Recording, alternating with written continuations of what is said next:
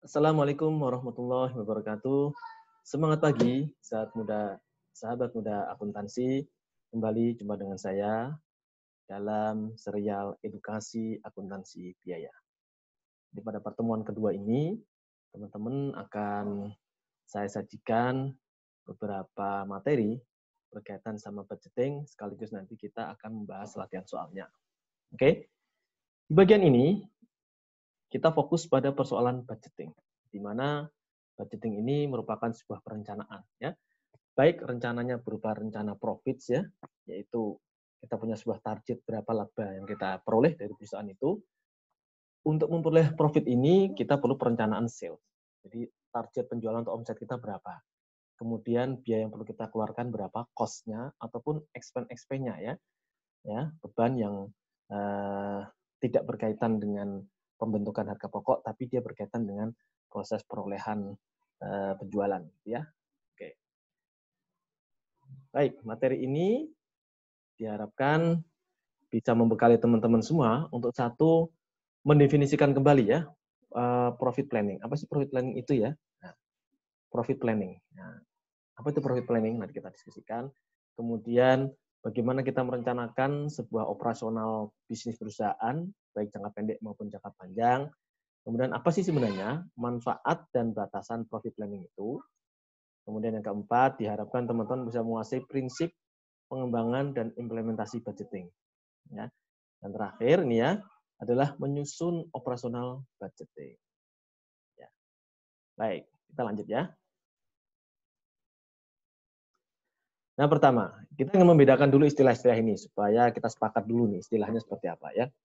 Yang dinamakan dengan profit planning, ya, itu adalah sebuah rencana operasional perusahaan untuk mencapai laba tertentu yang dikehendaki dalam jangka panjang, ya. Dalam hal ini laba itu dikehendaki sustain, ya, berkelanjutan dalam jangka panjang. Misalkan saya targetkan profit saya tumbuh 20%, nah itulah profit planning saya tiap perusahaan. Nah, untuk bisa mencapai profit yang kita targetkan, maka kita perlu ada namanya budgeting, ya. Selama ini yang sering kita dengar begini budgeting di sektor pemerintahan, ya. Nah, nanti menarik nih bahwa pelajaran ini akuntansi biaya ini nanti bisa kita kaitkan dengan budgeting di sektor publik. Nah, di dalam kaitan sektor komersial ini yang dimaksud budgeting adalah untuk mencapai profit tadi, maka perusahaan perlu membuat target-target keuangan, ya, yang kita sebut dengan nanti di situ ada sales budgetnya, ya, ada production budgetnya, ada apa namanya manufacturing budgetnya, ya, ada pembeliannya, ya, dan lain sebagainya. Nanti kita bisa lihat di sana. Nah, budget itu nanti akan dituangkan dalam dokumen resmi perusahaan yang akan dicapai atau menjadi pedoman bersama oleh seluruh elemen perusahaan. Ya. Dan istilah yang perlu kita perkenalkan lagi adalah istilah forecast. Ya. Forecast ini sedikit berbeda dengan profit planning. Ya. Kalau forecast itu prediksi perusahaan yang kemungkinan terjadi. Jadi bisa saja profit planning kita tidak berkaitan sama forecast. Karena bisa jadi profit planning kita itu sudah didahului dengan sebuah apa namanya ambisi, apa kita optimis atau tidak, ya. Meskipun mungkin forecast itu merupakan prediksi perusahaan itu, saya prediksinya nih optimis atau tidak, ya. Tapi kalau profit planning itu adalah kita menghendaki di antara forecast itu yang akan kita jadikan rencana mana, ya. Karena forecast kan bisa forecast karena dia optimis, karena dia kurang optimis, atau dia bahkan dia pesimis, seperti itu, ya. Nah, sementara profit planning adalah sebuah angka tertentu yang dikehendaki oleh perusahaan untuk dicapai. Seperti itu, ya. Ini, ya, perbedaan antara profit planning dengan forecast. Terus bedanya forecast sama budgeting apa, Pak? Kalau forecast ini kan bukan sesuatu yang direncanakan oleh perusahaan. Perusahaan tahu nih prediksi kita memang kira-kira akan segitu, tapi perusahaan dengan melihat sumber daya yang ada, perusahaan hanya merencanakan, oh saya merencanakan penjualan sekian, produksi sekian, karena memang sumber daya yang saya miliki hanya sekian. Itulah yang tertuang di dalam dokumen budgeting perusahaan. Ya, baik.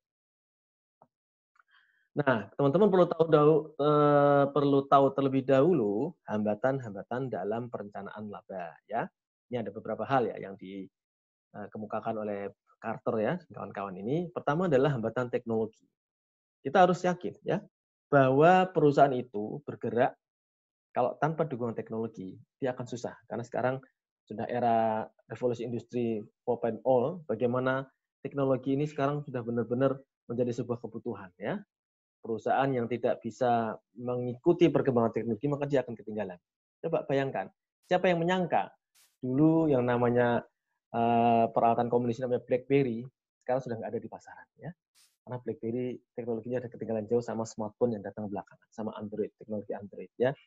Dulu siapa mengira ada teknologi yang berupa kamera yang ada roll filmnya itu Kodak sama Fuji itu kan bersaing ketat. Tapi ternyata mereka sekarang hilang dari pasaran. Sekarang bahkan kita tidak perlu kamera, dengan menggunakan telepon genggam kita bisa memanfaatkan itu sebagai alat untuk memotret. Nah, ini kan menarik teknologi. Kalau kita nggak bisa menyelesaikan teknologi, maka jangan diharapkan kita bisa mencapai profit yang kita rencanakan. Kemudian kita juga perlu ketahui ya, kalau kita bergerak ke searah jarum jam, maka kita ke arah kebijakan bisnis pesaingnya. Kita harus tahu dulu nih, para pesaing kita itu sekarang itu strateginya apa? Apakah dia strateginya membidik pasar tertentu atau dia strateginya mendiskon harga? Nah, ini kan apalagi dengan zaman COVID sekarang ini ya.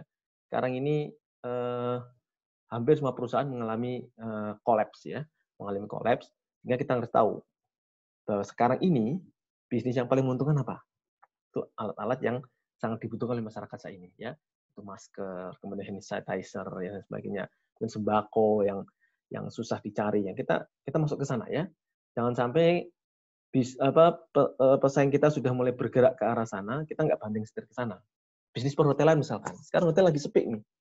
Kan gimana caranya kita bisa mengalihfungsikan hotel itu menjadi sebuah akomodasi buat orang yang mengisolasikan diri ya. Itu kan menarik ya. Kita bekerja sama dengan rumah sakit misalkan itu ya. Kita harus bisa menyesuaikan diri dengan pesaing-pesaing kita. Kemudian politik ya. Planning perusahaan tidak ada gunanya kalau kita tidak tahu situasi politik saat ini. Karena politik ini diwujudkan dengan apa? Dengan pembentukan regulasi undang-undang. Undang-undang tertentu bisa menghalangi suatu perkembangan industri, tapi bisa juga memberikan insentif buat industri tertentu. Misalkan ya, diputuskan bahwa tahun ini kita akan memberikan insentif pada perusahaan-perusahaan yang mengalami kelesuan di dalam ekspor ya, dalam ekspor impor ya, dalam perdagangan internasional. Maka kalau perusahaan kita tidak memanfaatkan itu, maka kita tidak akan bisa merencanakan profit sesuai dengan kehendak kita, gitu ya. Di politik ya. Kita harus tahu arah politik ke depan itu pemerintah itu sedang mencanangkan kegiatan apa.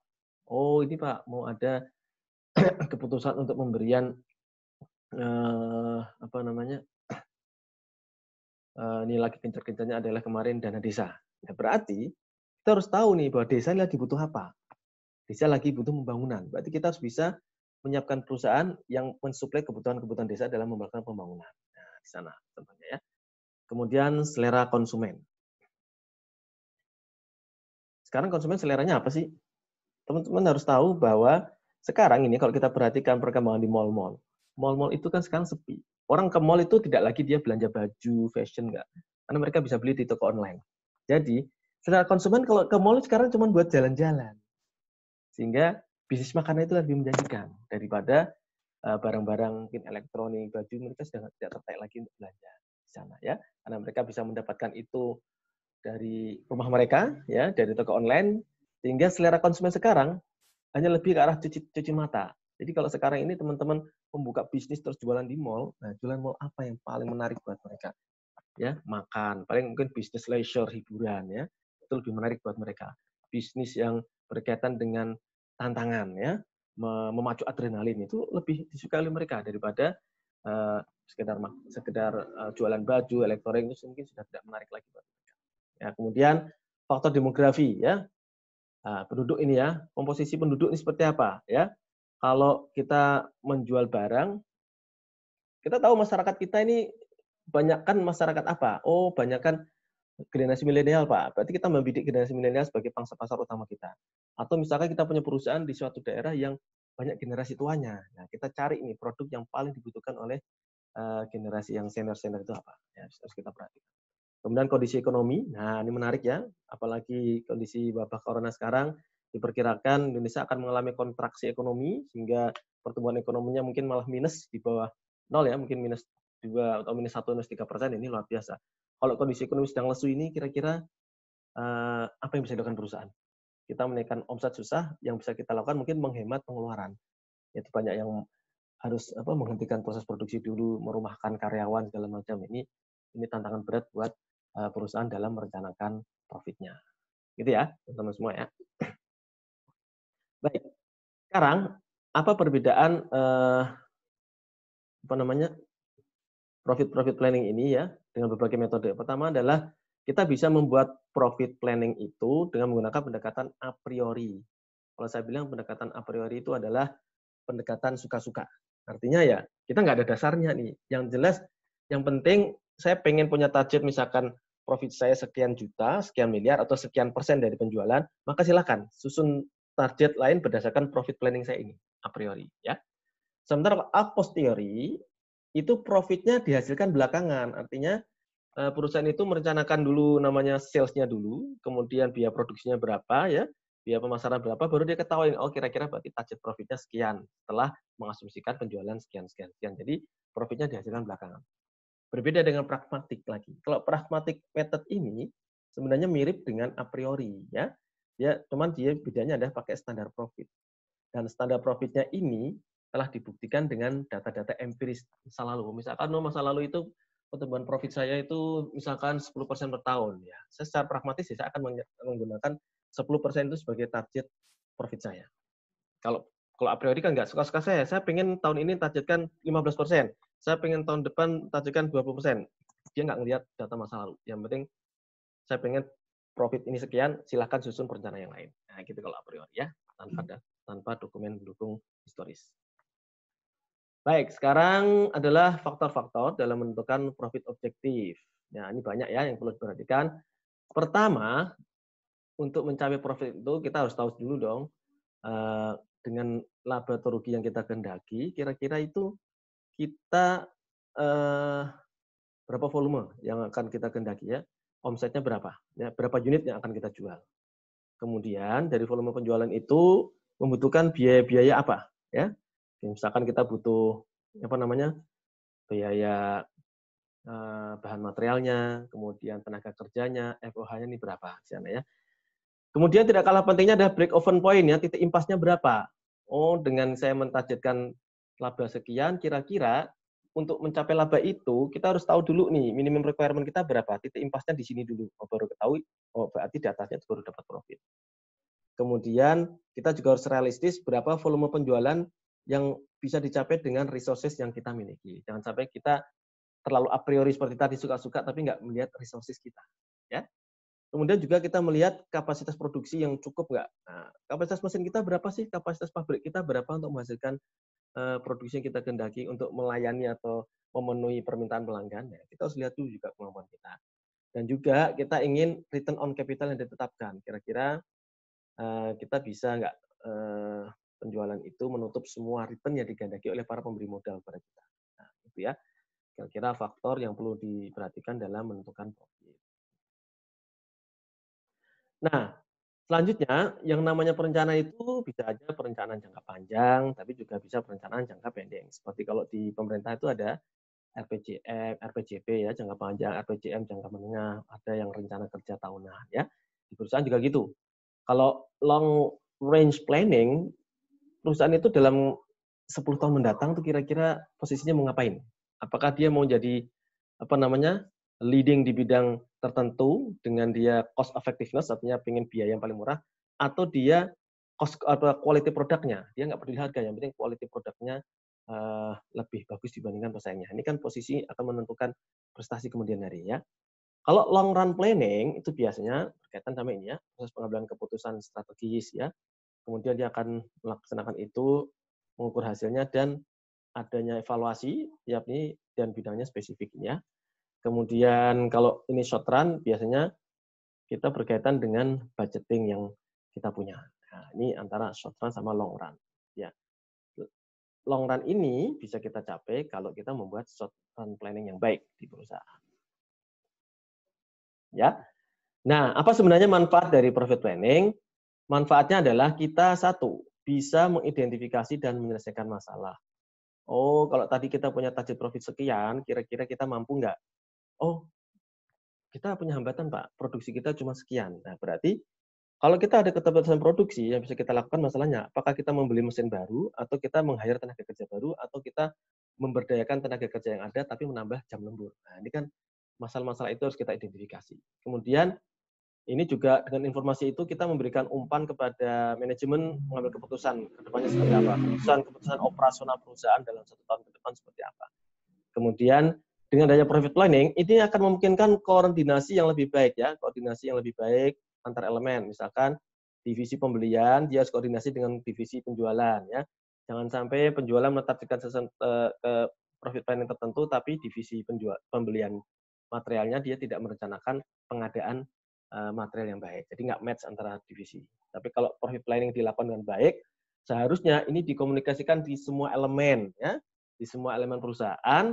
Diharapkan mempunyai bahasa yang sama. Oh, target kita tahun ini 1 juta unit. Nah, untuk mencapai 1 juta unit dan mengharapkan persediaan akhir sekian unit, maka saya perlu membeli material sekian unit. Nah, itu harus koordinasi antar tim, ya. Kemudian juga sarana menyampaikan ide dan saran. Jadi kalau kita membuat profit planning, otomatis sarana kita juga untuk menampung saran-saran dan masukan dari berbagai pihak di dalam perusahaan. Dan juga budget itu sebagai patokan dalam evaluasi. Nah, yang namanya evaluasi tidak bisa kita lakukan kalau kita nggak punya perencanaan dulu. Jadi kita akan dinilai bagus prestasinya berdasarkan rencana kerja kita kan. Apakah rencana kerja kita terrealisasi semua atau tidak? Nah, salah satunya dengan lihat profit planning-nya. Ya. Oh, planning profitnya terpenuhi nggak sesuai dengan rencana. Kalau terpenuhi berarti evaluasinya mungkin akan menghasilkan report yang bagus buat pimpinan. Nah, sekarang kita sampai ke review question yang akan kita bahas di WIAGA. Pertama adalah apa perbedaan antara budgeting dan forecast? Kemudian perbedaan metode a priori dan pragmatik dalam penentuan target profit. Dan yang ketiga, nah, pengaruh budgeting terhadap perilaku karyawan kira-kira gimana? Nah, di samping 3 ini nanti kita bisa membahas hal yang lain. Oke? Jangan kemana-mana, teman-teman ya. Kita akan lanjut sesi 2 setelah diskusi nanti di WIAGA. Tarik nafas dulu kan. Oke? Semangat pagi.